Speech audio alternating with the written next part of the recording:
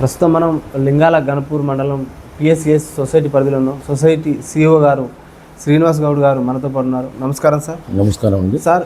మన సొసైటీ పరిధిలో ఎన్ని వడ్ల కొనుగోలు కేంద్రాలు ఓపెన్ చేశారు సార్? మన పిఎస్సిఎస్ లింగాల గణపూర్ ఆధ్వర్యంలో మన వెలుగు టీవీ వారికి ప్రజల పక్షాన, మా రైతుల పక్షాన, మా పాలకవర్గం పక్షాన ధన్యవాదాలు తెలియజేస్తున్నాం మీ అందరికీ. ఓకే, పిఎస్సిఎస్ లింగాల గణపూర్ పరిధిలోని 2 వడ్ల కొనుగోలు సెంటర్లు ఉన్నాయి. ఒకటి లింగాల గణపూర్, 2 వచ్చేసి కుందారం. 2 మాత్రమే ఉన్నాయి. మీ కొనుగోలు కేంద్రాలు 2 ఓపెన్ చేశారు సార్. ఏ ధాన్యాన్ని మీరు సేకరణ చేశారు సార్? మనం దొడ్డు రకం ధాన్యాన్ని, సన్న రకం ధాన్యాన్ని కొనుగోలు చేశాం సార్. దొడ్డు రకం ధాన్యానికి మద్దతు ధర ఎంత, సన్న ధాన్యానికి మద్దతు ధర ఎంత సార్? 2360 రూపాయలు దొడ్డు ధాన్యం, 2340 రూపాయలు సన్న. అది సార్. ఈ సన్నాలకు గవర్నమెంట్ ఇటీవల బోనస్ ప్రకటించింది 500 రూపాయలు. ఓకే, మరి అది ఎప్పటిలోగా పడుతుంది? బోనస్ పడతా ఉన్నది. భోజనం. సార్, మీ కొనుగోలు కేంద్రాలు ప్రక్రియ ముగిసిన తర్వాత రైతుల ఖాతాలో ఎంత కాలంలో డబ్బు జమ అవుతుంది? ఒక 2 నుంచి 3 రోజుల వరకు పడతా ఉన్నది. మీ కొనుగోలు కేంద్రాలలో సౌకర్యాలు ఏమేమి కల్పించారు? రైతులకు ఎలాంటి సేవలు అందించారు మీరు? ఓకే, వడ్ల కొనుగోలు సెంటర్లో ముఖ్యంగా రైతులకు సంబంధించిన వాటర్ ఫెసిలిటీస్ కానివ్వండి, నీడ కానివ్వండి, వాళ్ళకు గన్నీసు బ్యాగ్ కానివ్వండి, వాళ్ళకు లారీ ఫెసిలిటీస్ కానివ్వండి, ఇది ప్రభుత్వం చాలా చక్కగా ఈ సంవత్సరం బాగా నడవడం జరిగింది. కాకపోతే చిన్న అక్కడ ట్రాన్స్పోర్ట్ ప్రాబ్లమ్స్ ఉన్నాయి. ట్రాన్స్పోర్ట్ ప్రాబ్లమ్ గౌరవ కలెక్టర్ గారు ఆదేశాల మేరకు ఎప్పుడు review meeting weekly once again ఒకసారి పెట్టుకొని 15 డేస్కి ఒకసారి పెట్టుకొని ట్రాన్స్పోర్ట్ వాళ్ళని కానివ్వండి, ఇటు మిల్లర్లను కానివ్వండి, రైతులకు ఏ ఒక్క గింజ కూడా ఇబ్బంది కలగకుండా వాళ్ళు ఉండాలనే ఉద్దేశంతో గౌరవ కలెక్టర్ రిజ్వాన్ పాషా గారును, అదేవిధంగా ఏసీ అడిషనల్ కలెక్టర్ గారు కానీ రివ్యూ చేసి ప్రతి ఒక్క రైతుకి ఇబ్బంది లేకుండా చేయడం జరిగింది. సార్, మీ కొనుగోలు కేంద్రాల్లో అంటే ఏవో ఆధ్వర్యంలో కార్యదర్శి ఆధ్వర్యంలో కమిటీ వేశారా? కమిటీ నియమ నిబంధనల ప్రకారం టోకెన్ సిస్టమ్ విధానాన్ని ప్రవేశపెట్టారా? టోకెన్ సిస్టమ్ గౌరవ కలెక్టర్ గారు, మా గౌరవ చైర్మన్ గారు, ఇక్కడ ఉన్న డిఏఓ గారు అందరూ కలిసి ఏఓ గారి దగ్గరికి వెళ్ళి, గౌరవం ఉన్నటువంటి రైతు అక్కడికి ఏఓ దగ్గరికి వెళ్ళి మ్యాచర్ ఎంత ఉన్నది, 17 మ్యాచర్ రావాలి. ఆ మ్యాచర్ వచ్చిన తర్వాత ఆ టోకెన్ తీసుకొని మా ఇన్ఛార్జ్ దగ్గరికి వచ్చిన తర్వాత ఇన్ఛార్జ్ గారు ఆ సీరియల్ ప్రకారము అది చేసి పర్చేజ్ చేయడం జరిగింది. సార్, మీకు ఏఎంసీ నుంచి తేమ యంత్రాలు కానీ, ఎలక్ట్రానిక్ కాంటాలు కానీ, ప్యాడీ క్లీనర్స్ కానీ, తార్పాలిన్లు కానీ, వ్యవసాయ పరికరాలు కానీ మీకు సకాలంలో అందితే వాటి పనితీరు ఎలా ఉంది? ఓకే, ఈ సంవత్సరం గతంలో ఒక 3-4 ఇయర్స్లో ఇబ్బంది ఉండే.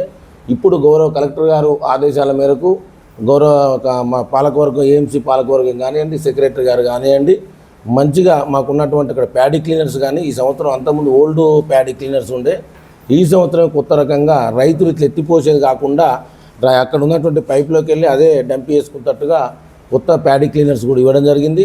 అదేవిధంగా మన టార్పాలిన్స్ కూడా ఇవ్వడం జరిగింది. ఏఎంసీ నుంచి మాకు సక్రమంగా అన్ని గన్నీస్ కూడా సక్రమంగానే అందుతాయి. సార్, ఈ రైతు కొనుగోలు కేంద్రాలలో అంటే రైతు ధాన్యాన్ని ఎంత తూకం వేశారు? 41 కిలో వేయడం జరిగింది. 40 కిలోల బస్తా ఖరీదు ఎంత తీస్తారు సార్?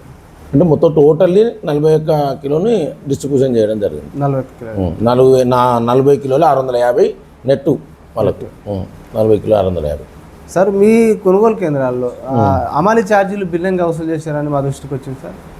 ఆ విధంగా ఏం లేదు. ఉన్న దాంట్లో అతి తక్కువలో ఉన్నటువంటిదే మా మండలంలో. అమాలి వాళ్ళు కూడా ఇక్కడ ఏం జరిగిందంటే అసలు ఎక్కువ కావాలని చెప్పడంతో ఒక 2 రోజులు కూడా ఆగడం జరిగింది.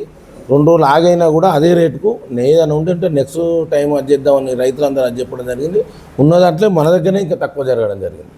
అమాలి వాళ్ళు అవసరమైతే వాళ్ళు ఏం చేశారంటే మాకు 2 రోజులు ఆగుతాం సార్, లేకపోతే ఇంకెవరైనా తెచ్చుకోమంటే చివరికి బీహార్ వాళ్ళని తెప్పించి కూడా లిఫ్ట్ చేయడం జరిగింది. సార్, ఎంత కింటాకి ఎంత వసూలు చేశారు? 55 రూపాయలు. 50 రూపాయలు.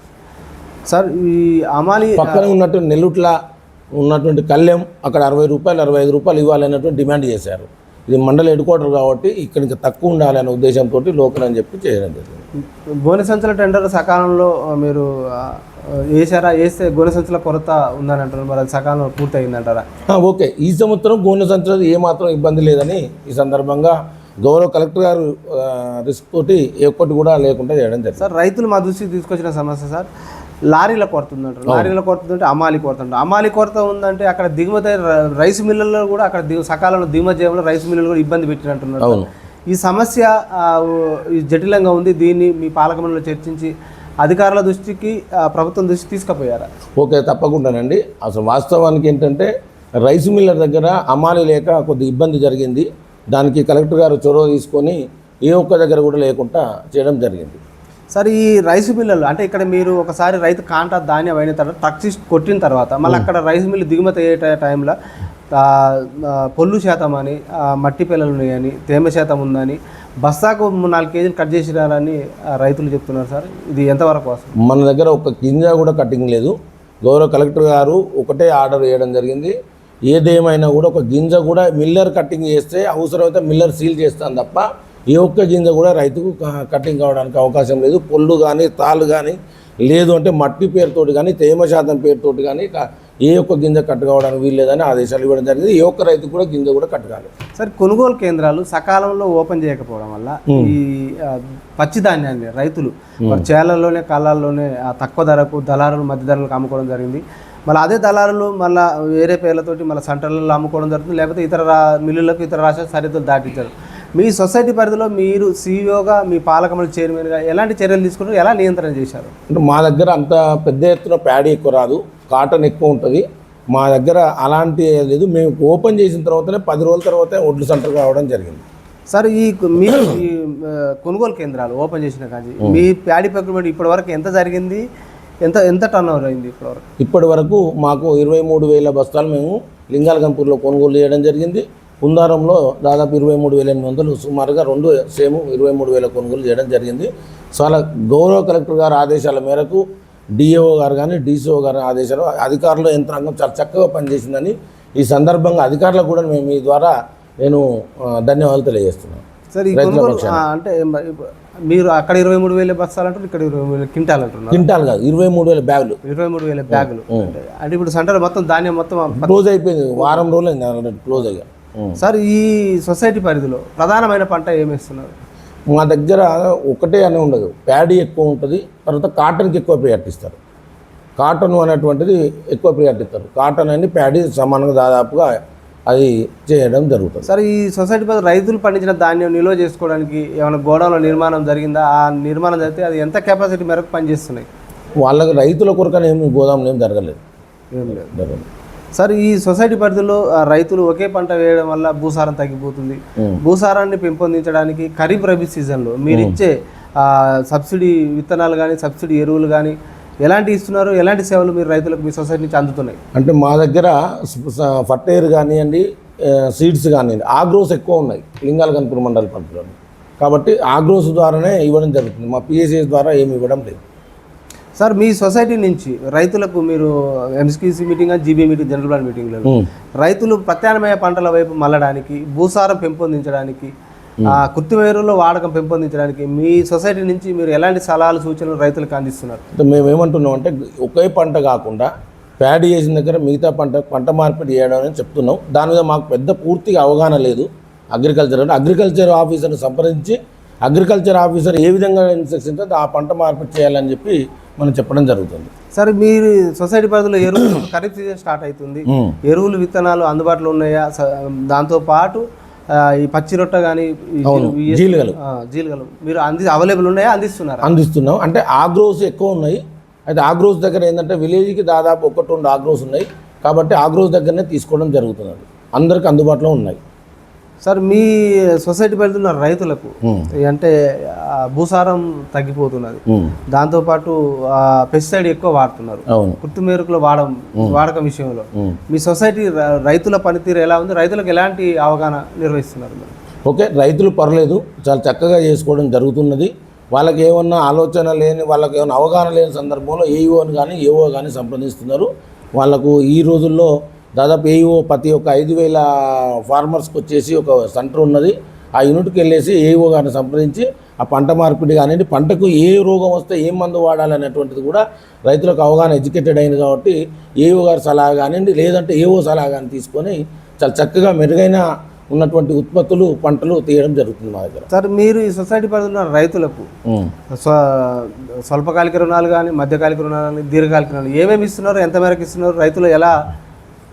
అయితే మా దగ్గర లాంగ్ టర్మ్ లోన్లు సొసైటీ పరిధిలో ఇవ్వడం లేదు, బ్యాంకు పరిధిలో ఇవ్వడం జరుగుతుంది.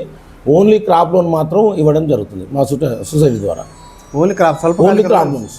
ఈ స్వల్పకాలిక రుణాలు ఎంత మేరకు ఇస్తున్నారు, ఎంత ల్యాండ్ ఉండాలి? మినిమం 1 ఎకర్ ఉండాలి. హాఫ్ ఎకర్ నుంచి స్టార్ట్, 1 ఎకర్ నుంచి 5 ఎకర్స్ ఉన్నా 6 ఎకర్స్ ఉన్నా ఇవ్వడం జరుగుతుంది. ఎంత ఇస్తారు, ఎంత మేరకు ఇస్తారు సార్? మేము లాస్ట్ 1.5 lakh మటుకే ఇవ్వడం జరుగుతుంది. ఆ తర్వాత కనుక ఇవ్వాలంటే మార్గేజ్ చేసుకొని ఇవ్వడం జరుగుతుంది. సార్ రేట్ ఆఫ్ ఇంట్రెస్ట్ ఎంత ఉంటుంది? 7% రేట్ ఆఫ్ ఇంట్రెస్ట్. ఈ రైతు సకాలంలో కట్టినట్టయితే ఇన్ టైంలో కట్టినట్టంటే 4%. సెంట్రల్ నుంచి వచ్చే 3% రిబేట్ అందుతుంది. అది ఉన్నటువంటి 1 year లోపు కనుక కడితే రైతు 3% తిరిగి అందుతుంది. సార్ ఈ దీర్ఘకాలిక లోన్లు మీరు ఎందుకు సొసైటీ నుంచి ఎందుకు ఇవ్వడం లేదు? అంటే గౌరవ చైర్మన్ గారు, గౌరవ ఉన్నటువంటి సిఓ గారు గతంలో ఏంటంటే ఎల్టీ లోన్స్ అనేటువంటి బ్యాంకు ద్వారానే ఇవ్వడం జరుగుతుంది. కాబట్టి సొసైటీ ద్వారా మెరుగైనటువంటి అది లేదు కాబట్టి బ్యాంకు ద్వారా ఇవ్వడం జరుగుతున్నది. పెద్ద మొత్తంలో మనకు క్రాప్ లోన్స్ రైతులకు అందించడం జరుగుతుంది మన సొసైటీ ద్వారా. సార్ యాంత్రీకరణ పెరిగిన తర్వాత, వ్యవసాయంలో ఆధునిక పద్ధతులు వచ్చేసి యాంత్రీకరణ పెరిగిపోయిన తర్వాత పశు పోషణ తగ్గిపోయింది, పాడి పరిశ్రమ కూడా మొత్తం తగ్గిపోతూ ఉన్నది. దాన్ని పెంపొందించడానికి, రైతులను అటువైపు మళ్లించడానికి, వ్యవసాయంతో పాటు అనుబంధంగా పాడి పరిశ్రమ పెంపొందించడానికి మీ సొసైటీ ఉన్నది. రైతుల కోసం మీరు ఎలాంటి అవగాహన సదస్సులు నిర్వహిస్తున్నారు, వాళ్ళు ఎలాంటి లోన్ల ఫెసిలిటీ కల్పిస్తుంది ఈ సొసైటీ? రైతులకు మేము క్రాప్ లోన్తో పాటు ఎంకరేజ్మెంట్ చేస్తున్నాం. డైరీ ఫామ్ కానివ్వండి, చీఫ్ కానివ్వండి పెట్టుకోవడం జరుగుతుంది. బ్యాంకు ద్వారా రుణాలు ఇచ్చి ఖచ్చితంగా డైరీకి డైవర్ట్ చేస్తున్నాం. షీప్ యూనిట్లు కూడా ఇవ్వడం జరుగుతుంది. సార్ మీ సొసైటీ పరిధిలో ఎన్ని సభ్యత్వాలు ఉన్నాయి సార్ రైతులే? మా సొసైటీ పరిధిలోని గౌరవ సభ్యులందరూ 3450 సభ్యులు మా సొసైటీ పరిధిలో ఉండడం జరిగింది. సార్ మీ సొసైటీ పరిధిలో రైతు రావాలంటే అతనికి ఏమి అర్హతలు ఉండాలి? సొసైటీలో సభ్యత్వం పొందాలంటే 1 ఎకర్ ల్యాండ్ ఉండాలి ఖచ్చితంగా. ఆ ల్యాండ్ ఉన్నటువంటి ల్యాండ్ పాతదని కాకుండా 1B ఈజ్ ఉండాలి. ల్యాండ్ ఏదో అమ్ముకున్నాను సార్ గతంలో కాదు, ప్రజెంట్ వాళ్ళకి ల్యాండ్ 1 ఎకర్ కనుక ఉండేది ఉంటే సభ్యత్వం ఇవ్వడానికి మేము రెడీ ఉన్నాం. అది సొసైటీ పరిధిలో నివసించాలి. సొసైటీ పరిధిలోనే ల్యాండ్ ఉండాలి. ఈ అంటే ఎంత సభ్యత్వ రుసుము ఎంత, రైతుకు వాటాదానం ఎంత ఉంటుంది? మొత్తం టోటల్లీ మేము 350 రూపాయలు తీసుకోవడం జరుగుతుంది. అంటే 350 రూపాయలు, 350 అంటే 50 రూపాయలు రుసుము, 20 రూపాయలు అదరు, 30 రూపాయలు సభ్యత్వం, 300 రూపాయలు షేర్ వాటా. సార్ మీరు నిర్వహించే సమావేశాలు సంవత్సరానికి రైతులకు ఎన్ని సమస్యలు నిర్వహిస్తారు? ఆ నిర్వహించే సమావేశాల్లో రైతుల స్పందన ఏ విధంగా ఉంది? రైతులు ఎలాంటి సలహాలు సూచనలు మీ సొసైటీ ఇస్తుంది రైతులకు? చాలా చక్కగా ఉన్నది మా సొసైటీ ద్వారా. వాళ్ళందరూ ఎందుకంటే ప్యాడీ కొనుగోలు సెంటర్ విజయవంతంగా చేస్తున్నారు. లోన్లు కూడా కావాలన్నా కూడా కమర్షియల్ బ్యాంకు పోతే లైన్లు కట్టి నిలవాల్సి వస్తుంది. కాబట్టి ఇక్కడ మనం గతంలో ఉన్నటువంటి పరిచయాలతోటి కూడా ఏంటంటే ఇక్కడికి వస్తే మన బ్యాంకు మన సొసైటీ అనే ఉద్దేశంతో మన బ్యాంకే రావడం జరుగుతున్నది. కాబట్టి తప్పకుండా రైతులు సొసైటీ ద్వారానే మొగ్గు చూపుతున్నారు. వాళ్ళు స్పందించిన కూడా సొసైటీ ద్వారానే ఉండాలనేటువంటి ఆలోచన ఉంది. సార్ మీరు జనరల్ బాడీ మీటింగ్ నిర్వహిస్తుంటారు రైతులతో పాటు, మీ డైరెక్టర్లు కానీ వైస్ చైర్మన్తో పాటు వీరందరూ సకాలంలో హాజరవుతున్నారు. హాజరైతే రైతులకు ఎలాంటి కోఆర్డినేషన్ మీరు ఇస్తున్నారు? ఖచ్చితంగా మా డైరెక్టర్లు, గౌరవ పాలకవర్గ సభ్యులు కానీ, మా చైర్మన్ కానీ అందరూ అటెండ్ అవుతున్నారు. రెండోటి ఏంటంటే రైతులకు కూడా మన ప్రొక్యూర్మెంట్ కానివ్వండి, మన సొసైటీ ద్వారా ఏమేమి లబ్ధి పొందుతున్నాయని కూడా వాళ్ళు మాకు కూడా కోఆర్డినేషన్ మంచి చాలా చక్కగా ఉన్నది. మేము ఈరోజు సక్సెస్ఫుల్ అయినాము అని అంటే పాలకవర్గము అండ్ రైతుల సహకారం కూడా మాకు ఉందని ఈ సందర్భంగా మీకు తెలియజేస్తున్నాం. సార్ రాష్ట్రంలో 906 సహకార సొసైటీలు ఉన్నాయి, 9 DCBలు ఉన్నాయి. వీటికి కేంద్ర ప్రభుత్వ గ్రాంట్ కానీ, రాష్ట్ర ప్రభుత్వాల గ్రాంట్ కానీ, ఈ రెండింటి గ్రాంట్తో పాటు కూడా నాబార్డు గ్రాంట్ మీ సొసైటీకి ఎలా అందుతుంది? మీ సొసైటీ ఎంత ముందంజలో ఉంది? మా గౌరవ మార్నేని రవీంద్రరావు గారు TESCAB chairman and DCB Warangal chairman గారు మా సొసైటీలో ఉన్నటువంటి వరంగల్ జిల్లాలో 70 ప్యాక్స్ DCB కింద పనిచేయడం జరుగుతుంది. అందులో భాగంగా మా టెస్కాప్ చైర్మన్ గారు మాకు సరైనటువంటి నిధులు కానివ్వండి, లోనింగ్ కానివ్వండి ఇన్ టైంలో తప్పకుండా గౌరవ చొరవతోటి రైతు బిడ్డ మా మార్నేని రవీంద్రరావు గారు చాలా చక్కగా మాకు రుణాలు కానివ్వండి అందుబాటులో రైతులకు ఇవ్వాలనేటువంటి సేవలు అందిస్తున్నారు. ఈ సందర్భంగా మా రవీంద్రరావు గారు కూడా DCB chairman and TESCAB chairman గారు కూడా మా రైతుల పక్షాన, మా పాలకవర్గం పక్షాన, ఉద్యోగుల పక్షాన కూడా వారికి ప్రత్యేకత మీ ద్వారా ధన్యవాదాలు తెలియజేస్తున్నాను. సార్ కేంద్ర ప్రభుత్వం 2022లో దేశంలో అన్ని రెవెన్యూ గ్రామాలకు రైతుల సేవలు అందాలి, ప్రతి రెవెన్యూ విలేజ్కి రైతు సహకార సొసైటీలో విస్తరణ జరగాలనే ఉద్దేశంతో అన్ని రాష్ట్రాలకు లేఖలు రాయడం జరిగింది. గతంలో అన్ని రాష్ట్రాలు కూడా స్పందించి వాటికి అనుగుణంగా FPOలుగా విస్తరణ జరిగింది. గతంలో ఉన్న ప్రభుత్వం స్పందించలేదు. ప్రస్తుత ప్రభుత్వం ఏమన్నా ఇప్పుడు కేంద్ర రాసిన లేఖకు స్పందించి ఏమన్నా మన సొసైటీ పరిధిలో విస్తరించే FPOలు ఏమైనా విస్తరణ జరుగుతున్నాయా? ఈ సందర్భ గౌరవంగా కేంద్ర ప్రభుత్వం మోడీ గారికి, అమిత్ షా గారికి, అదేవిధంగా మన గౌరవ రేవంత్ రెడ్డి గారికి, అదేవిధంగా మన సహకార శాఖ మంత్రులు మన నామా నాగేశ్వరరావు గారికి, మా టెస్కాప్ చైర్మన్ గారికి ధన్యవాదాలు. మన రాష్ట్రంలో ఉన్నటువంటి 906 ప్యాక్స్లో 300 ప్యాక్స్లు ఎఫ్సిఓగా అడ్ చేయడం జరిగింది, ఎఫ్ఈఓగా. అందులో వరంగల్ జిల్లాలో 30 ప్యాక్స్ చేయడం జరిగింది. అందులో భాగంగా జనగామ జిల్లాలో 9 ప్యాక్స్ చేయడం జరిగింది. తప్పకుండా అది విస్తరించి రైతులకు మెరుగైన, అందులో భాగంగా మన ఎఫ్ఈఓ కింద మన ప్యాక్ కూడా పిఎస్ఎస్ లింగాలగన్పూర్ ఉన్నది. ఖచ్చితంగా మేము ఇంకా మెరుగైన సేవలు అందిస్తామని చెప్పి కూడా మీ ద్వారా నేను రైతులకు తెలియజేస్తున్నాను. సార్ 44 జీవో ప్రకారం మీకు సహకార సిబ్బంది జీతభత్యాల విషయంలో కానీ, గ్రాట్యుటీ విషయంలో కానీ, బెనిఫిట్స్ విషయంలో కానీ, రిటైర్మెంట్ మీకు ఈ 44 జీవో మీకు న్యాయం జరిగిందంటారు? క్లియర్ రావచ్చు మొదలు ఒక్కసారి వాటర్ గౌరవ మీరు అడిగిన చాలా ప్రశ్న చాలా చక్కగా ఉంది.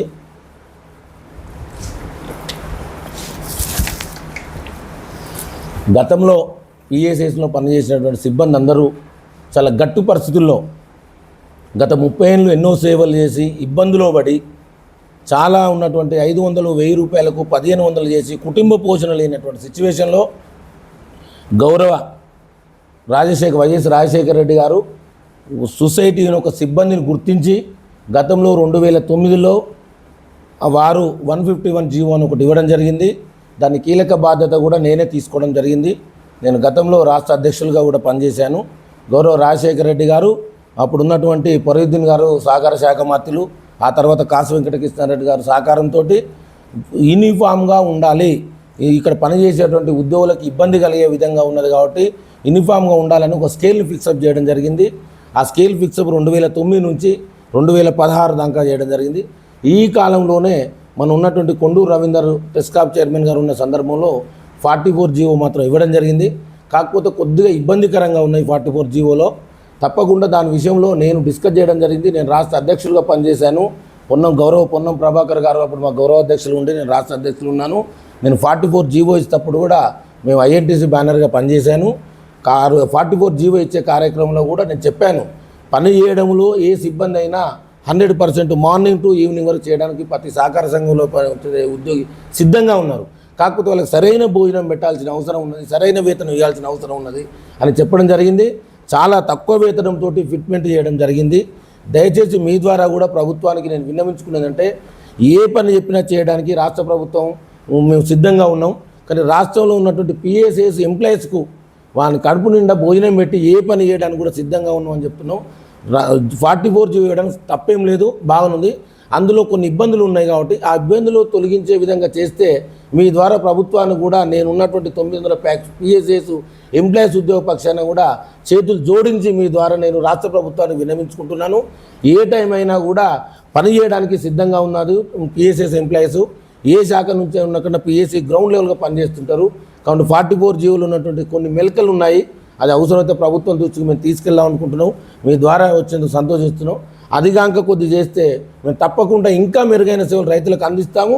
ప్రభుత్వాన్ని కూడా మంచి పేరు తీసుకొస్తాం, పాలకవర్గాన్ని కూడా తీసుకొస్తామని, రాత్రిపాలు కూడా పనిచేస్తామని చెప్పి మీ ద్వారా నేను ప్రభుత్వాన్ని కూడా నేను రిక్వెస్ట్ చేస్తున్నాను. సార్ అదే ఇటీవల కాలంలో రాష్ట్ర ప్రభుత్వం 44 జీవో ప్రకారం అంటే రాష్ట్ర సహకార సొసైటీలతో పాటు వ్యవసాయ కమిషనర్ గారు ఆ 44 జీవోని విడుదల చేసి ఎక్కడైతే సహకార సిబ్బంది అంటే 3 నుంచి 5 ఏళ్ళు అక్కడనే ఉండడం వల్ల అక్కడ కొన్ని సొసైటీలు ఆర్థిక లోటుకు పాల్పడరనే వాళ్ళకు ఇన్ఫర్మేషన్ వచ్చిందనే ఉద్దేశంతో దాన్ని జియో 44 తీసుకొచ్చారు. సార్ ఈ బదిలీలను మీరు రాష్ట్ర అధ్యక్షులు గతంలో రాష్ట్ర అధ్యక్షులుగా పనిచేశారు, మీరు స్వాగతిస్తున్నారా? ఓకే, తప్పకుండా నేను ఉన్నటువంటి 82 జీవోని 100% స్వాగతిస్తున్నాం. బదిలీ అనేటువంటిది తప్పనిసరి. ఎప్పుడైనా కూడా ఒకే దగ్గర ఉండడం అనేది కాదు. ఉద్యోగం కూడా బదిలీ అయితే కొన్ని ఇక్కడ ఏంది అనేటువంటి అక్కడ నేర్చుకోవడం జరుగుతుంది. ఒకే దగ్గర ఉన్నా కూడా ఒక మోటు తెలంగాణ భాషలో ఎప్పుడు బాయిలో ఉన్న కప్ప మాదిరిని ఉండడం జరుగుతుంది. 100% నేను స్వాగతిస్తున్నాను. బదిలీలు అనేది తక్షణమే చేయడానికి వెళ్ళడానికి రెడీ టు ఉన్నాము, సేవలు అందించడం. కాకపోతే ఏంటంటే అక్కడ ఉన్నటువంటి ఈ జీత భత్యంలు కొద్దిగా సరిపోవడం లేదు. రెండోటి ఏంటంటే మీడియా ద్వారా మీకు తెలియజేసేది ఏంటంటే ఈయనటువంటి స్థితిలో ఉన్నారు, నెల జీతం అందనేటువంటి స్థితిలో కొన్ని మేము చెప్పుకోవడానికి కూడా ఒక ఎంప్లాయీ గుర్తుండి, ఎందుకంటే మనం పరుగు పోతుంది రైతారా వీడు ఏంటిది అనేటువంటి సిచ్యువేషన్లు. అవసరమైతే 4 నెలలు 5 నెలలు జీతాలు లేనటువంటి పరిస్థితి ఉన్నది. కాబట్టి తక్షణమే రేపటి నుంచి అయినా బదిలీ కావడానికి సిద్ధంగా ఉన్నాం. అవసరమైతే నా బ్యానర్ నుంచి ఇవాళ నేను ఐఎన్టీసీ ఉన్నాను, రాష్ట్ర అధ్యక్షులు కొనసాగుతున్నాను. రేపటి నుంచి బదిలీ అవ్వడానికి సిద్ధంగా ఉన్నాం. కాకపోతే ఏంటంటే మాకున్నటువంటి రిటైర్మెంట్ బెనిఫిట్స్ కానివ్వండి, హెల్త్ ఇన్సూరెన్స్ కానివ్వండి, మాకు కానీ మా కుటుంబానికి ఏమని అనుకోకుండా జరిగితే ఆ బెనిఫిట్స్ ఏమనండి తక్షణంగా స్వాగతిస్తున్నాం.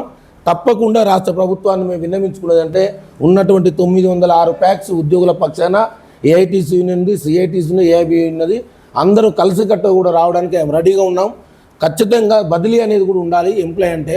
ఎందుకంటే బదిలీ అయిన తర్వాతనే ఇక్కడే మనం ఏం చేసాం మెరుగైన సేవలు ఇంకా ఇవ్వాలనేటువంటి ఉంటుంది. కాబట్టి ఖచ్చితంగా రాష్ట్ర ప్రభుత్వానికి నేను గౌరవ ముఖ్యమంత్రి గారికి, ఉన్నటువంటి తుమ్మల నాగేశ్వరరావు సహకార శాఖ మంత్రి వరకు, మా టెస్కాప్ చైర్మన్ గారికి, అదేవిధంగా ఆర్ఎస్ఎస్ గారికి కూడా, నాబార్డు సీజీఎం గారికి మేము అందరికీ విన్నవించుకుంటున్నాం. ఖచ్చితంగా తక్షణమే మీరు ట్రాన్స్ఫర్ ప్రక్రియ మీరు పూర్తి చేయండి. మేము దానికి 100% హామీ ఇస్తున్నాం. కాకపోతే మాకు ఉద్యోగులకు ఉన్నటువంటి బెనిఫిట్ ఎక్కువ మేము కొంతమ కోరికలు కోరట్లేదు. మాకున్నటువంటి బెనిఫిట్ మేము అనుకోకుండా బండి మీద దారిలో వెళ్ళామనుకోండి, యాక్సిడెంట్ అయిందనుకో మా కుటుంబం రోడ్డున పడే పరిస్థితి ఉన్నది. మా స్కేల్ కూడా ఎక్కువ లేదు. అంతా ఒక స్టాఫ్ అసిస్టెంట్కి వచ్చేసి ఒక దాదాపు 20-25 వేలు ఉన్నది. మేము ఒక 32 ఏళ్ళ సర్వీస్ ఉన్నది. మా జీతం వచ్చేసి ఈరోజు ఒక 50,000 రూపాయల జీతం, 60,000 రూపాయల జీతం ఉంది. కాబట్టి ఎవ్రీ మంత్ ఒక 5వ తారీఖు వరకు జీతం వచ్చే విధంగా చేయండి. తక్షణము మీరు ఇచ్చినటువంటి 82 జీవోకు ఖచ్చితంగా స్వాగతిస్తున్నాం, ముందుకెళ్తాం, సంఘం అభివృద్ధికి తోడ్పడతాం. అదేవిధంగా రైతులకు సేవలు అందించడానికి, రాష్ట్ర ప్రభుత్వానికి పేరు తేవడానికి, పాలకొరక తేవడానికి 100% మేము సిద్ధంగా ఉన్నామని చెప్పేసి మీ ద్వారా నేను ప్రభుత్వానికి నేను విన్నవించుకుంటున్నాను. సార్, ఈ సహకార సొసైటీలో ఉన్న సిబ్బంది కానీ, డైరెక్టర్లు కానీ, చైర్మన్లు కానీ మీకు రాష్ట్ర ప్రభుత్వాల నుంచి ఎలాంటి గౌరవం దక్కుతుంది? మీకు ఎలాంటి సేవలు అందుతున్నాయి సార్? సార్, వాస్తవానికి కూడా ఇక్కడ ఉద్యోగపరంగా జీతం తక్కువ ఉంటుంది, గౌరవం మాత్రం మంచిగానే ఉన్నది. ఆ విషయంలో రైతుల దగ్గర కానివ్వండి, మాకు ప్రభుత్వం నుంచి కానివ్వండి, గౌరవం ఉన్నటువంటి కలెక్టర్ గారి దగ్గర కానివ్వండి, రాష్ట్ర ప్రభుత్వం మంచి ఒక చీఫ్ ఎగ్జిక్యూటివ్ ఆఫీసర్ అనేటువంటి ఒక డిసిగ్నేషన్. గతంలో 2009లో పెయిడ్ సెక్రటరీ అనేటువంటి గతంలో సెక్రటరీ ఉండేది.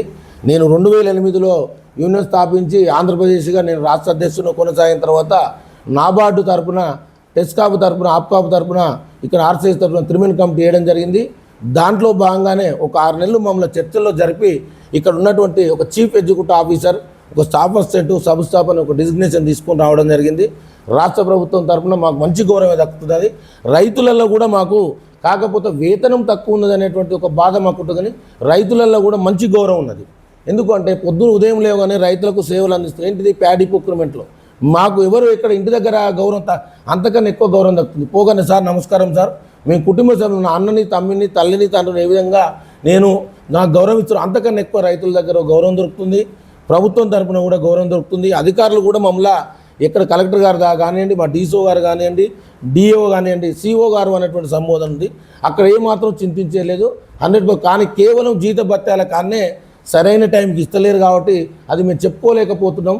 ఒక ఉద్యోగాన్ని గుర్తింపు బాగానే ఉంది తప్ప ఈ నెలకు జీతాలు లేక ఇబ్బంది ఉన్నది.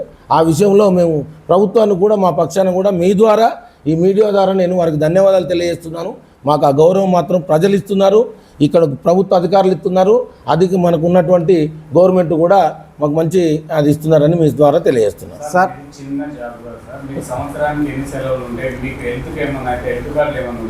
ఇప్పటి వరకు హెల్త్ కార్డ్ అనేటువంటిది లేదు. దాని గురించి ఎన్నో దఫాలుగా ప్రభుత్వం దృష్టి కూడా తీసుకెళ్ళాము. మా గౌరవ డీసీబీ చైర్మన్ గారి దగ్గరికి కూడా తీసుకెళ్ళాము. సార్, దయచేసి మా వాళ్ళు ఎంతోమంది రోడ్ల పడి చనిపోయిన, రోడ్ల పడిన కుటుంబాలు ఉన్నాయి.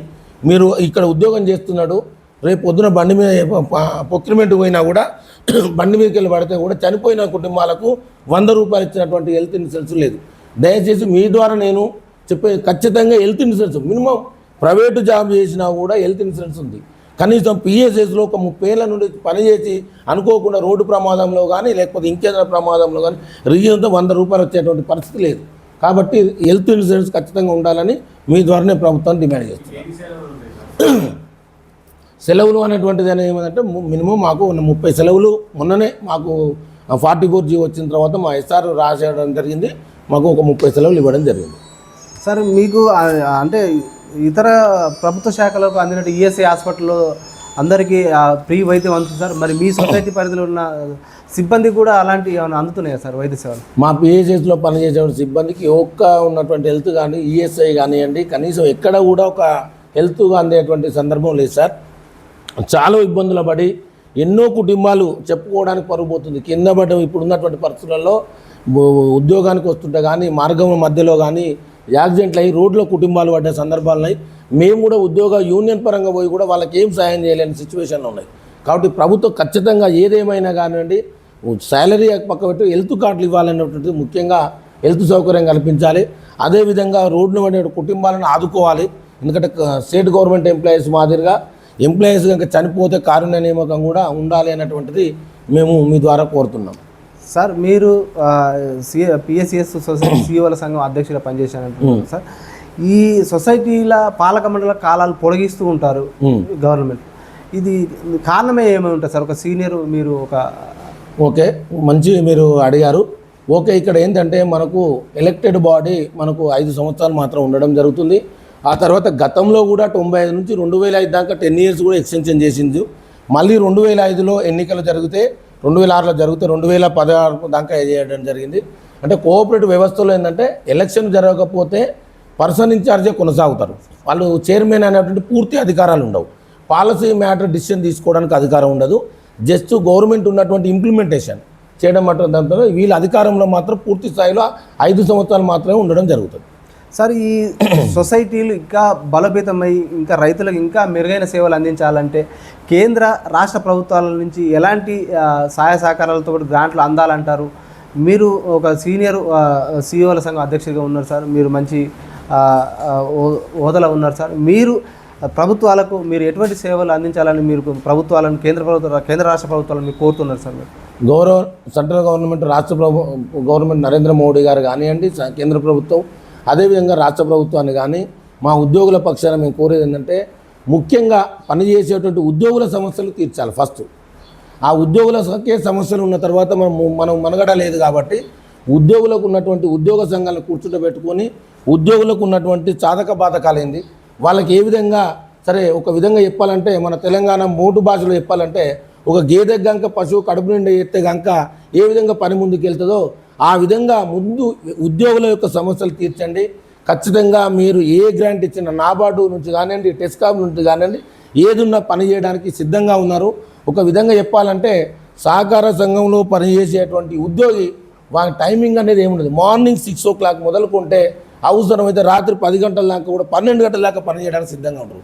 ఎందుకంటే ఎగ్జాంపుల్ ప్యాడీ ప్రొక్యూర్మెంట్ సెంటర్లు ఓపెన్ అయిందంటే మార్నింగ్ 6 o'clock 7 o'clock ఉందంటే సమ్మర్ వచ్చిందంటే 7 గంటలకు 6:30కే లేబర్ వస్తారు, అమ్మాలి వస్తారు. అప్పుడు అయిందంటే లారీ లాస్ట్ లిఫ్టింగ్ అయ్యేసరికి రాత్రి 11, 12 కూడా కావచ్చు. ఇంటికి వెళ్ళేసరికి సుమారుగా 12, 1 గంట అయిన సందర్భాలు ఉన్నాయి. ఏ ఒక్కటి మా 9, 5 గంటలు అయింది మేము టైం వెళ్ళిపోతున్నాం అనేటువంటి లేదు. అక్కడ సంతోషం ఏంటంటే రైతులకు మేము సేవలు అందిస్తున్నాం. ఆ ఒక సంతోషాన్ని మేము స్వీకరించుకొని నా జీతం తక్కువ వస్తుంది, నాకు జీతం ఇవ్వట్లేదు, 4 నెలల నుంచి జీతం పెండింగ్ ఉన్నది, నీకు ఎందుకు సర్వీస్ చేయాలనేటువంటి ఉద్దేశం కాదు. ఖచ్చితంగా ఇంకా పెద్ద మొత్తంలో సమస్యలు కనుక రాష్ట్ర ప్రభుత్వాన్ని మేము విన్నవించుకునేది ఏంటంటే ఉద్యోగుల యొక్క సమస్యలు కనుక పూర్తిగా చేస్తే మేము వెళ్ళవేళలా పనిచేసి మంచి పేరు తీసుకొస్తామని చెప్పేసి అని ఈ సందర్భంగా తెలియజేస్తున్నాం. అదేవిధంగా సేమ్ టైం ఈ జీతభత్యాలు సక్రమంగా లేకపోయినా కూడా రాష్ట్ర ప్రభుత్వానికి మంచి పేరు తీసుకొస్తున్నాం. గౌరవ కలెక్టర్ గారు ఇక్కడ మాకు జనగామ జిల్లాలో ప్రత్యేకంగా నేను చొరవ తీసుకొని చెప్పేది ఏంటంటే ఒక సీఓలను గుర్తింపు కాకుండా ఒక గెజెటెడ్ ఆఫీసర్ మాదిరిగా మాకు గుర్తింపు ఇచ్చి మీరు ఖచ్చితంగా పనిచేస్తూ ఉన్నారు. మీరు లాస్ట్ టైం గౌరవ శివలింగయ్య గారు కూడా మాకు స్పెషల్ ఆఫీసర్ కూడా వేయడం జరిగింది. మేము మీ దగ్గర సత్తా ఉంది, సీనియర్ మోస్టులు మీరు అని చెప్పి చేయడం జరిగింది. మేము మాకు జీతాలు లేకపోయినా మా కడుపు నిండకపోయినా కూడా రాష్ట్ర ప్రభుత్వానికి మంచి పేరు రావాలి, గౌరవ అధికారులకు మంచి పేరు రావాలి, ప్రజలకు సేవ చేయాలనే ఉద్దేశంతో మా కడుపులో దాచుకొని కూడా మా పాలకవర్గానికి మంచి పేరు రావాలనే ఉద్దేశంతో మేము సేవలు అందిస్తున్నాం. రానున్న రోజుల్లో కూడా మేము సేవలు అందించడానికి సిద్ధంగా ఉన్నాం. కాకపోతే ఏంటంటే సమస్యలు కూడా కొంచెం తీర్తే ఇంకా బాగుంటుందని చెప్పేసి మీ ద్వారా నేను రాష్ట్ర ప్రభుత్వానికి విన్నవించుకుంటున్నాం.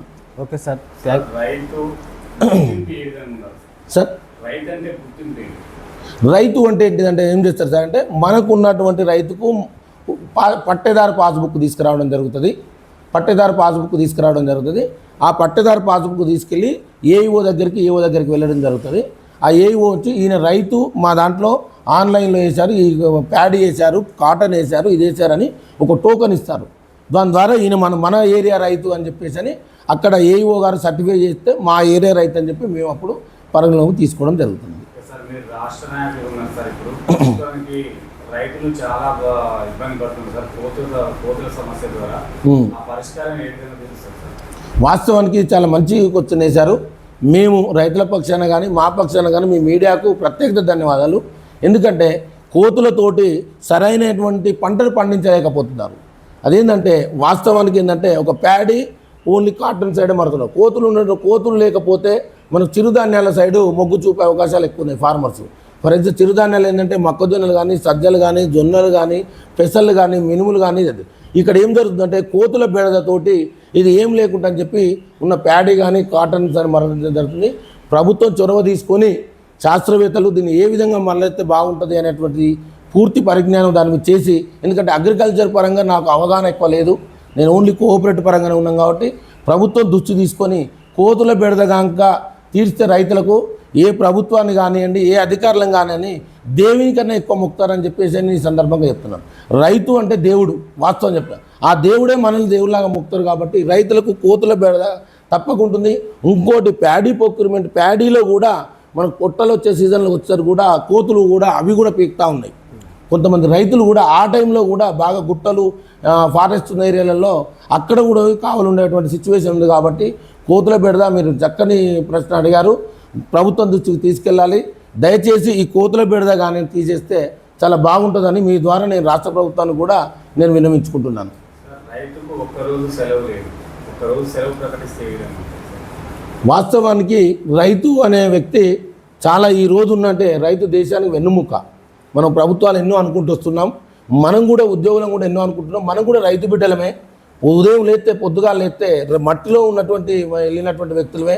ఉదయం నేను కూడా పొద్దున్నే బాయిల దగ్గర నాగలు కట్టి దున్ని ఇక్కడికి వచ్చి పనిచేసినటువంటి చదువుకున్న సందర్భాల్లో ఈరోజు కూడా ఇక్కడికి వచ్చినప్పుడు బావి దగ్గర పొద్దున్న చూసుకున్నట్టు ఖచ్చితంగా సెలవు ప్రకటించాలంటే రైతు పండించిన పంట రైతే నిర్ణయించినటువంటి రోజు రావాలి. ఆ రోజు సెలవు ప్రకటించిన దానికన్నా ఎక్కువ సంతోషపడతాడు.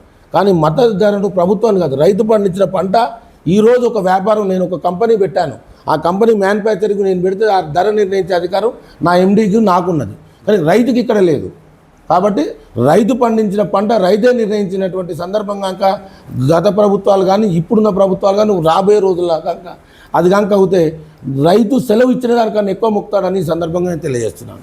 రైతు ఆలోచనలను కొంతమంది రైతులు రాష్ట్ర పండుగ గుర్తించాలంటున్నారు, సరే సాధ్యమైతే చాలా చక్కటి ప్రశ్న. అది కూడా రాష్ట్ర ప్రభుత్వం రాష్ట్ర పండుగ గుర్తించడం కూడా అవసరం. ఎందుకంటే దానివల్ల ఏం జరుగుతుందంటే ఒక కోఆర్డినేషన్, నిత్య విద్యార్థి ఏ ఎంప్లాయీ కానివ్వండి, ఏ ఉన్నటువంటి బిగ్ ఫార్మర్ కానివ్వండి, ఒక 50-60 సంవత్సరాలు ఉన్నటువంటి రైతుగా ఉంది, కొత్తదనం నేర్చుకోవాలనేటువంటి ఒక ఆలోచన ప్రతి ఒక్కరు రావాలి. నేను కూడా ఉన్నాను. నేను ఒక 32 సంవత్సరాలు ఎక్కడ మైకులు పట్టుకున్న గంటల తరబడి మాట్లాడతాను. కానీ నేను ఎంత నేర్చుకున్నా కూడా రోజుతో కొత్త నేర్చుకోవడం అవసరం. కాబట్టి ఈ పండుగల సదస్సుల వల్ల రైతులకు అవగాహన కలిగి అక్కడ ఒకరికొకరు కోఆర్డినేషన్ తోట నా ఏరియాలో ఆదిలాబాద్ ఉందనుకోండి, ఇక్కడ బార్డర్ మన ఖమ్మం ఉందనుకోండి, మహబూబ్నగర్ ఉందనుకోండి, ఇక్కడ ఉన్నటువంటి కరీంనగర్ ఖమ్మం ఉందనుకోండి, ఇక్కడ నీవేం పంటలు వేస్తున్నావు, నేనేం పంటలు వేస్తాను, నేను వేసేటువంటి పంట మార్పిడి ఏంటంటే దానివల్ల ఊరికొరకు అవగాహనతో ఉండడం వల్ల ఇంకా ముందుకెళ్ళే అవకాశం కూడా ఉంటుంది. అవగాహన సదస్సులు ఏర్పాటు చేస్తే బాగుంటుందని చెప్పి నా ఆలోచన కూడా. Sir thank you sir. చూస్తున్నది మీ Telugu TV. Okay, thank you అండి. మా సొసైటీ పక్షాన, మా పిఎస్ఎస్ లింగాలంగారం పక్షాన, అదేవిధంగా మా జిల్లా సహకార కేంద్ర బ్యాంకు మా టెస్కాప్ చైర్మన్ గారు, ఉన్నటువంటి సిఇఓ గారు రిజ్వాన్ పాషా గారు చాలా చక్కగా మా పిఎస్ఎస్లని ఎంప్లాయీస్ని తన పిల్లలుగానే భావిస్తున్నారు. కానీ పాలసీ మ్యాటర్ కొద్దిగా సరే అక్కడ అడ్డొచ్చినా కూడా మమ్మల్ని వాళ్ళ పిల్లలుగా భావించి సహకార సంఘాలు అభివృద్ధి చెందడంలో మా ఉన్నటువంటి టెస్కాప్ చైర్మన్ గారు గతంలో ఉన్న దానికన్నా చాలా చక్కగా ముందుకెళ్తున్నారు. వారికి కూడా మా పక్షాన ప్రత్యేక ధన్యవాదాలు తెలియజేస్తున్నాను. జీతాలు తీసుకునే ఎంప్లాయీస్కి హెల్త్ కార్డు సార్, మన పొట్టల నుంచి రైతుకి హెల్త్ కార్డు లేదు, వాళ్ళు కూడా హెల్త్ కార్డు ఆశించే అవకాశాలు ఉన్నాయి సార్. ఇవ్వచ్చు వాళ్ళకి తప్పకుండా 100% అండి. ఈ విషయాన్ని మీరు గుర్తు చేసేందుకు కూడా మీ యొక్క మీడియా ఉన్నటువంటి వెలుగు టీవీకి కూడా ప్రత్యేక ధన్యవాదాలు. ఇంక ఇలాంటి కార్యక్రమాలు రైతు పక్షాన మీరు అడగవలసిన అవసరం ఉన్నది, ప్రభుత్వం దృష్టికి తీసుకెళ్లవలసిన అవసరం ఉంది. ప్రతి ఒక్క రైతు అవసరమైతే ఎంప్లాయీస్కైనా ఒకటి తగ్గించైనా రైతుకి ఇవ్వాల్సిన అవసరం ఉన్నది. ఎందుకు అంటే రాత్రులనక పగలనక చేనులకు చెలకలకు వెళ్తుంటాడు, పురుగు బూసి అనేటువంటి ఉంటుంది. హెల్త్ ప్రతి ఉన్నటువంటి పట్టదారి పాస్బుక్ ఉన్నటువంటి రైతుకు ఒక గుంట దగ్గర మొదలుకుంటే 10 ఎకరాల నుండి 100 ఎకరాల నుండి ఖచ్చితంగా హెల్త్ కార్డు ఉండాల్సినటువంటి అవసరం ఉన్నది. దాంతోపాటు ఇన్సూరెన్స్ అనుకోకుండా రిస్క్ అయితే కూడా ఇప్పుడున్నటువంటి 6 లక్షల రూపాయలు 5 లక్షల రైతు బీమా అంటున్నారు. దాని అవసరమైతే 10 లక్షల రూపాయలకు పెంచినా కూడా ఆశ్చర్యం ఏం లేదు. ఎందుకంటే ఈ 5-6 లక్షలల్లా ఏమొచ్చే పరిస్థితి లేదు ఇప్పుడున్నటువంటి నిత్యావసర వస్తువుల ధరలు పెరిగినందువల్ల. ఎందుకంటే ఒక రైతు మరణిస్తే ఇవాళ ఒక ఎంప్లాయీ మరణిస్తే అన్నా ఉద్యోగం వస్తుంది తప్ప ఒక రైతు మరణిస్తే ఏం లేదు. ఆ ఇంటి మొత్తం గూడు చెడిపోతుంది. కాబట్టి ఆ ఒక్క ఉన్నటువంటి తల్లి ఆవేదనతో ఆ పిల్లలు అదవుతుంది. కాబట్టి ఖచ్చితంగా మినిమం ఒక 20 లక్షల హెల్త్ కార్డు ఇవ్వాల్సిన అవసరం ఉన్నది. అదేవిధంగా ఎందుకంటే అక్కడ ఉన్నటువంటి ఓన్లీ హెల్త్ కార్డే కాకుండా వాళ్ళకి హెల్త్ బీమా ఉండాల్సిన అవసరం కూడా ఉన్నది.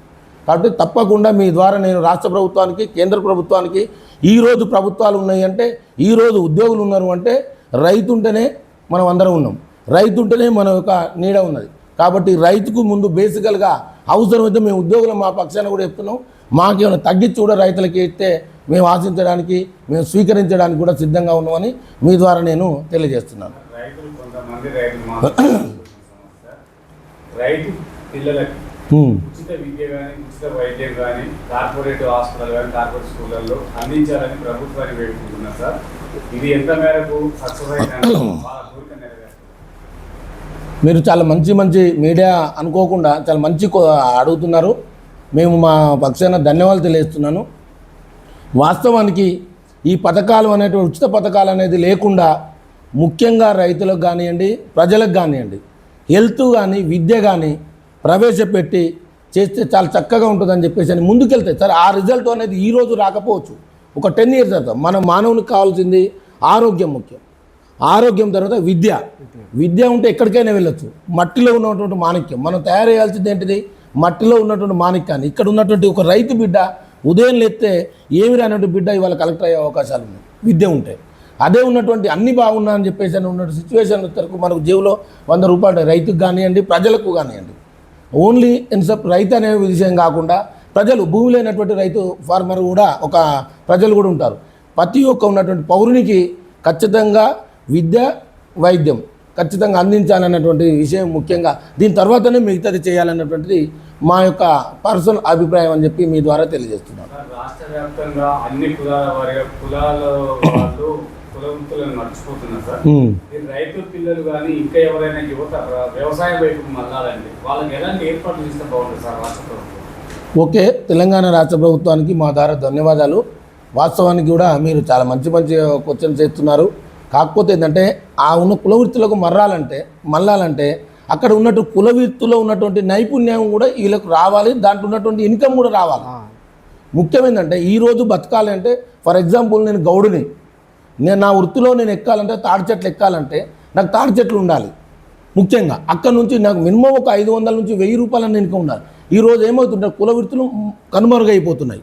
ఒక వడ్రంగి ఉన్నాడు, ఈ రోజులలో మన చిన్నపిల్లలు ఉన్నప్పుడు వడ్రంగిలో వాడకపోతే ఇంత పొట్టు ఉండేది అక్కడ వడ్రంగిలు ఏదో. ఇప్పుడు ఏంటంటే కొత్త టెక్నాలజీ కొత్త మిషన్లు రావడం జరిగింది. అక్కడ ఏమవుతుంది ఇక్కడ ఉన్నటువంటి వడ్రంగికే పని దొరకలేనటువంటి సిచ్యువేషన్ ఉంది. కాబట్టి మళ్ళీ ప్రభుత్వాలు చొరవతోటి మీరు అన్నటువంటి కానీ కుల వృత్తుల సైడ్ కనుక మొగ్గు చూపితే 100% పల్లెటూర్లు ఇవాళ పట్టణాలు అభివృద్ధి చెందుతున్నాయి. ఇదే విధంగా కుల వృత్తులు కనుక వస్తే పట్టణాల్లో ఉన్నటువంటి ప్రజలందరూ మళ్ళీ పల్లెటూర్లలోకి వచ్చి తన పల్లెలు వెలుగు నింపేటువంటి పరిస్థితి ఉంటుంది. కాబట్టి కుల వృత్తుల సైడు మొగ్గు చూపాలన్నటువంటిది కూడా నేను తెలంగాణ రాష్ట్ర ప్రభుత్వం కానీ కేంద్ర ప్రభుత్వం కానీ మీ పక్షాన నేను విజ్ఞప్తి చేస్తున్నాను. రైతులకు మా పిఎస్ఎస్ ఆధ్వర్యంలో లింగాలగన్పూర్ ఆధ్వర్యంలో డీసీబీ ఆధ్వర్యంలో మంచి మెరుగైన సేవలు అందిస్తున్నాయి.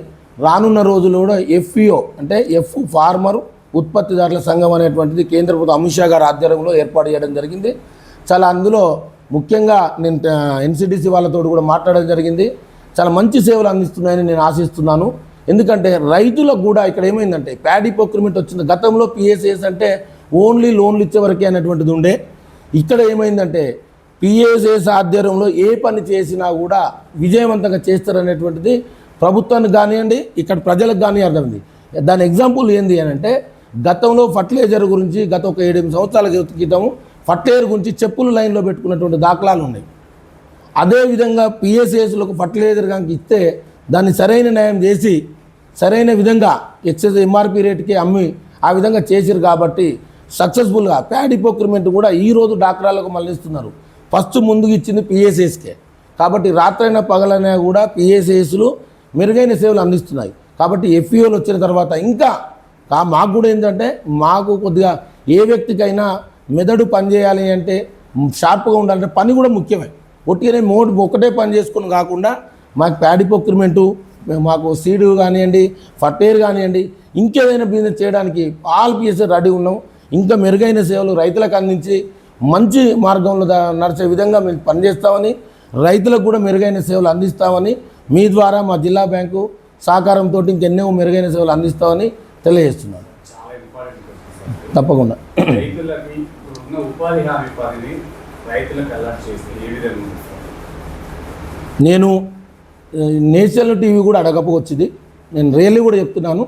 వాస్తవాన్ని కూడా చాలా మంచి క్వశ్చన్ అడిగారు మీరు. మేము రాష్ట్ర ప్రభుత్వానికి కానీ కేంద్ర ప్రభుత్వానికి కానీ గౌరవ నరేంద్ర మోడీ గారికి, అమిత్ షా గారికి కానివ్వండి, రేవంత్ రెడ్డి గారికి కానీ నేను రైతుల పక్షాన వినియోగించుకుంటున్న పరిస్థితుల్లో ఖచ్చితంగా ఉపాధి హామీ పని రైతులకు కేటాయించవలసిన అవసరం ఉన్నది. ఎందుకు అంటే అక్కడ ఉన్నటువంటి ఉపాధి రైతులకు పెట్టుబడి ఒక ఎకరం పెడితే సుమారుగా 20 నుంచి 25 క్వింటాలు వస్తున్నాయి. దాన్ని అమ్ముతే ఎంత వస్తున్నది? 50,000 వస్తున్నది. కానీ ఖర్చు సేమ్ టైం 30-35,000 వస్తుంది. ఎకరాన 10 నుంచి 15,000 మిగిలితే చాలా కష్టం ఉంది. అది కష్టపడిన రైతు. కాబట్టి ఉపాధి హామీని ఖచ్చితంగా అటు కన్వర్ట్ చేస్తే చాలా బాగుంటుందని చెప్పేసి అని కూడా మీ ద్వారా గౌరవ ఉన్నటువంటి రేవంత్ రెడ్డి ముఖ్యమంత్రి కానివ్వండి, నరేంద్ర మోడీకి కానివ్వండి, రైతుల పక్షాన చేతులు జోడించి నేను ధన్యవాదాలు తెలియజేస్తున్నాను. ఖచ్చితంగా అది కన్వర్ట్ చేస్తే బాగుంటుందని కూడా నేను తెలియజేస్తున్నాను. Okay sir, thank you sir. Okay sir, thank you. మీకు, మీ మిత్రులందరికీ, మీడియా వాళ్ళందరికీ మా సొసైటీ పక్షాన ధన్యవాదాలు తెలియజేస్తున్నాను.